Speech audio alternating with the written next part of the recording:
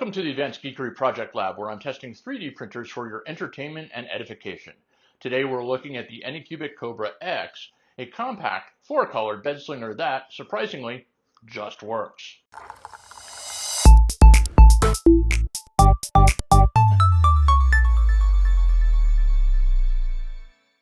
My name is David Gewirtz. Welcome back to the Advanced Geekery channel. The Anycubic Kobra X is a multicolor 3D printer with a list price of $349. I've also seen it on Amazon for both $299 and $329, so definitely shop carefully and pay attention to seller ratings. At $299, this is a pretty compelling deal. At $349, the decision becomes quite a bit more complicated. We'll get into that. Here's how this review is going to work. Most products have a lot to like, but they also include their fair share of head scratchers and genuine annoyances. As I go through the review, I'll be giving everything I like a good, everything that's just plain odd a rating of weird, and everything that I don't like a point for ugly. Think of weird as a measure of what were they thinking, and ugly as a measure of, uh-oh, that's bad. Before we go on, I'd really appreciate it if you tap like and subscribe. Doing so helps me reach more people and make sure you don't miss future videos. Besides, it feeds the algorithm, and nobody wants a hungry algorithm. The Kobra X is an FDM printer, which means it uses melted extruded filament to build objects layer by layer. FDM is fused deposition modeling. There will not be a test at the end of this video.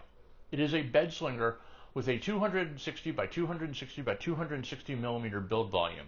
That gives you a little bit more room in each direction than the roughly 256 millimeter machines that dominate this category.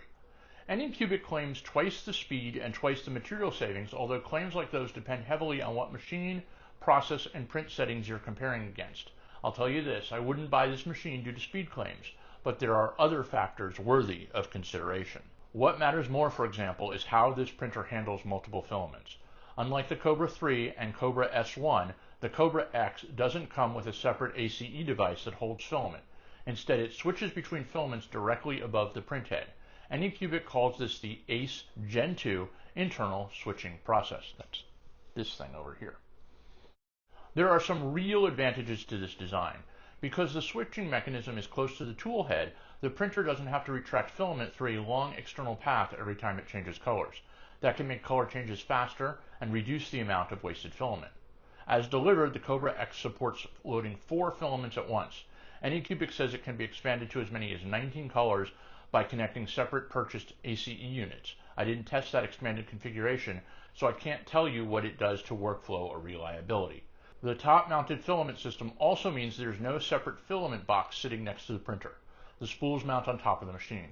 Unlike the Kobra 3, which forced me to build a special stand because the printer and its filament system occupied the space of 2 machines, the Kobra X fits nicely into the space normally allocated to a single printer. That's a very practical advantage in a crowded fab lab, especially for a multi-filament bed slinger. That gets it a good. There is a trade-off though. The separate ACE units include filament drying and humidity control. The built-in Kobra X filament system does not. If you work in a humid environment or you regularly print with moisture-sensitive materials, that may be important. It wasn't an issue here. I don't consider the lack of filament drying a weird or ugly, it's just something you'll need to factor into your buying decision. Now let's talk about setup. I documented the process in a previous video. That turned out to be good for you because the printer included no assembly manual or setup documentation at all. Nothing. That earns the Kobra X a weird. Mounting the gantry was actually easier than it is on many bed slingers. I could set it in place and install the screws from the top.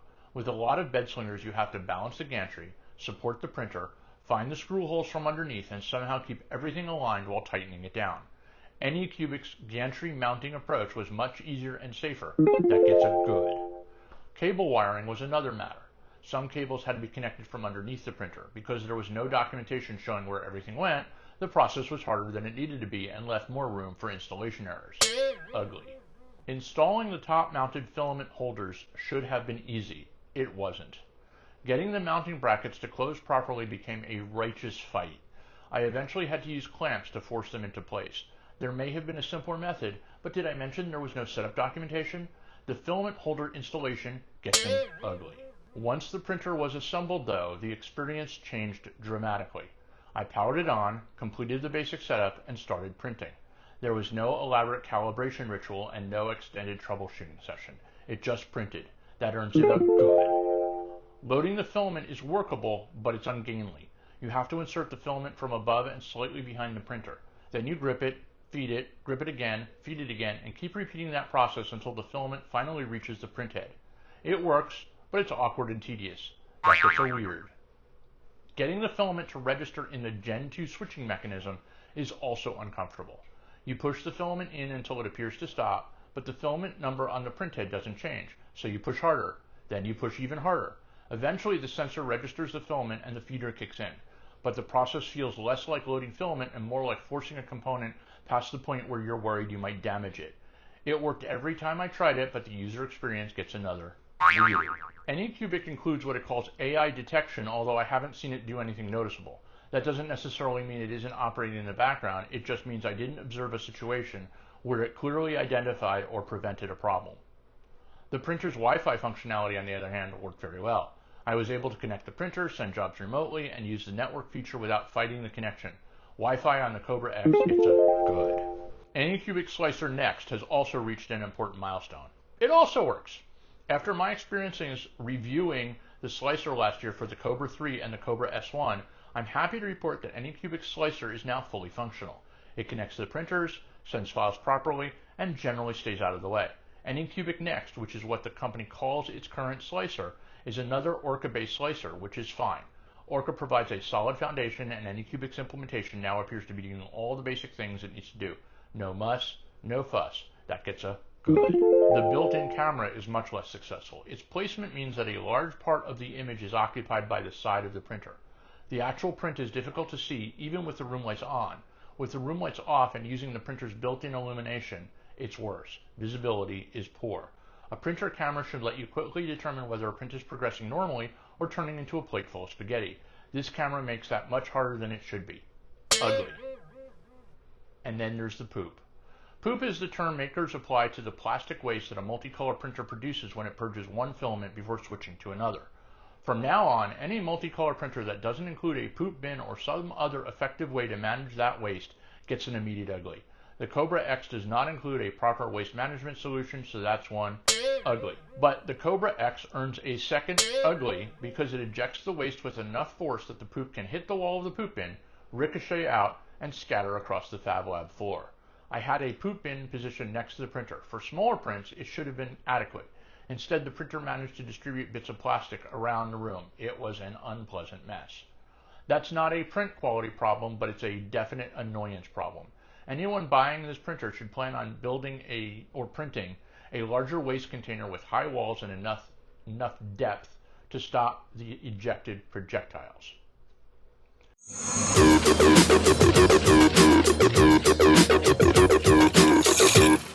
And with that, let's move on to some actual printing. Print quality was excellent. The surfaces looked clean, the geometry came out properly, and the finished prints were exactly what I'd expect from a modern, well-tuned printer in this class. Print quality earns the Kobra X a good. For my large color print test, I printed the R2D2 model using both PLA and PETG. I used the PETG as a support interface material because PETG and PLA don't bond particularly well to each other. When the process works, that can make support substantially easier to remove. The Kobra X switched between the PLA and PETG without any problems. There were no material switching errors, no jams, and no drama. The support strategy worked, the model printed successfully, and the PETG separated from the PLA as intended. Material handling earns the Kobra X its next good. But the biggest good isn't the print quality, the material switching, the slicer, or the Wi-Fi. The biggest good is reliability. So far, the Kobra X has had 0 failures. None! That may sound like a low bar, but it has not been my normal experience with review printers. Every other Anycubic machine I've reviewed, along with many printers from other vendors, has failed early in some significant way.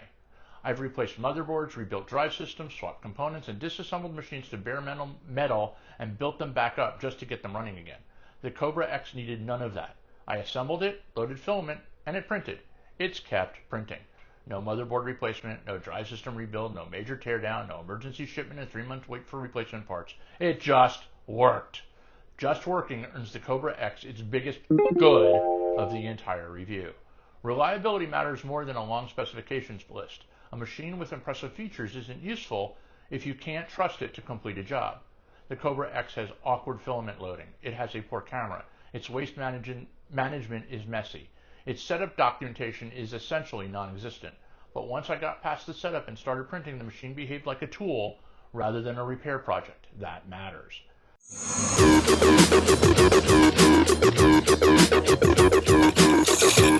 Now we need to come back to our earlier discussion of price and competition. Anycubic sells the Kobra X with its built-in multicolor capability for $349.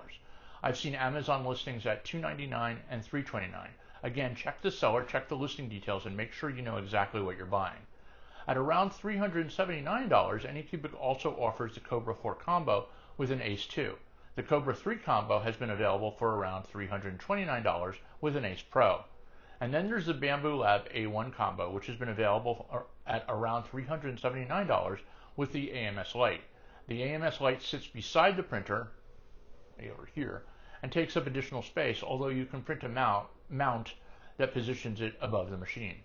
It's difficult to strongly recommend the Kobra X over the Bambu Lab A1 when the prices are close. The A1 has been a dominant machine in this category for years because it's very good. Buying into the Bambu ecosystem also gets you mature software, strong reliability, established support resources, and a well-developed spare parts system. This program is sponsored in part by the Advanced Geekery weekly newsletter. Want exclusive access to my latest ZDNet articles, behind-the-scenes updates on my projects, and must-watch YouTube videos curated just for you? How about fascinating reads from around the web and a chance to have your own project spotlighted? It's all in the newsletter. And the best part, subscribing is absolutely free. Don't wait, click the link below to get your weekly issue and make it awesome. At a Kobra X price of $349, the A1 combo is only about $30 more. At that point, I'd be tempted to spend the extra money and go with the more established ecosystem. But at $299, the calculation changes. Moving from $299 to $379 is an $80 jump. That's almost 27% more. For many buyers, that's not a trivial difference. So do I recommend you buy this thing?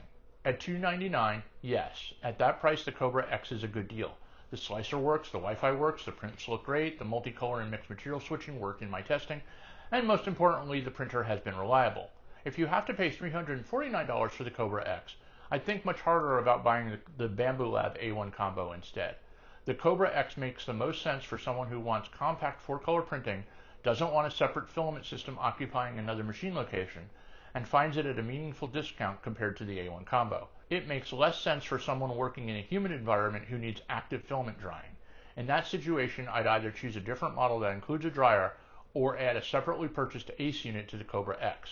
I did not test the Kobra X with an external ACE unit, so I can't tell you how that configuration affects reliability.